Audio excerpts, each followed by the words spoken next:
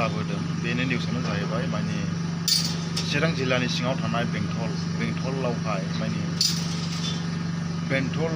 माने फरेस्ट अफिसनि लांगोनायाव फरेस्ट अफिस खाथियाव माने गाबोनहाय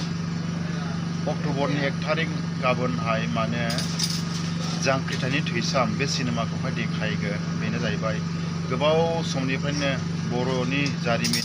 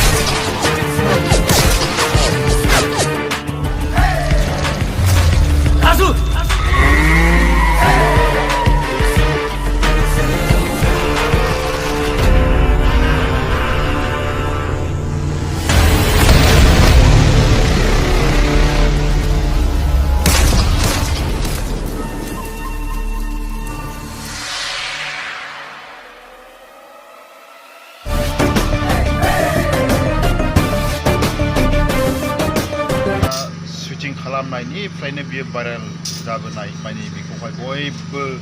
रायजो राजामोना नेनानै दङ नायनो होननानै बयबो नायनो गोसो दं जांख्रिथायनि थैसाम होनोब्लानो रायजो राजानि बिखा बिख्लो ख्लाब मोनलायनाय आरोना आरो माखासे बै समावहाय बर'नि जारिमिनखौ लानानै बे सिनेमाखौ दिहुननाय जादोंमोन आरोना बेखौ नायनो बयबो नोंथांमोना आसा खालामदोंमोन लुबैदोंमोन बेनो जाहैबाय गाबोनहाय बेंटलावहाय जागोन आरोना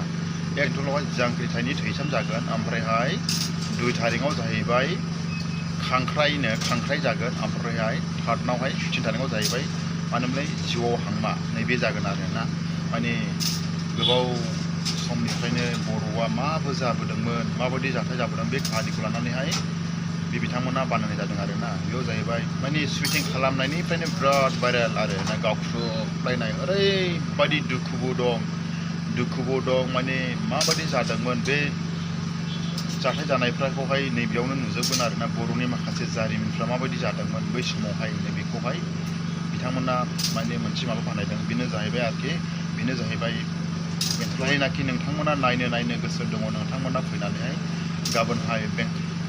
बर'नि जांख्रिथायनि थैसाम नैबे सिनेमाखौहाय गाबोनहाय बेंटलाव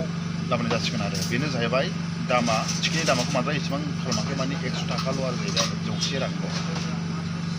जाय नोंथांमोना नायनो गोसो दङ नोंथांमोना फैनानै नायफैदो आरो बेबायदिखौहाय मालाबाबो आरो नुफिननाय नङा ओरैबायदि मोजां आरो बियो जांख्रिथायनि थैसाम